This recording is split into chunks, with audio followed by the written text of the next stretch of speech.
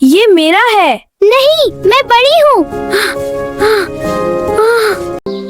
उसे मैं खाऊंगा। नहीं जी, मैं खाऊंगी। अदन में बड़ी हूँ इसलिए इसे मैं खाऊंगी।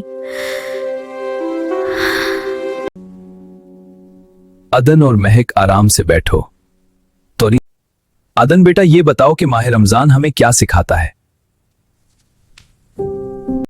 मेरे बच्चों, चीजें आपस में बांटकर खाना हमारे नबी की सुन्नत है। यही रमजान की असल तालीम है, मोहब्बत और इश्तिराक। महक अपी, आप खा लें, मुझे अल्लाह से बड़ा इनाम चाहिए। महक अपी, ये ले, आप खा लें समोसा। अदन भाई, आधा मेरा आधा आपके लिए।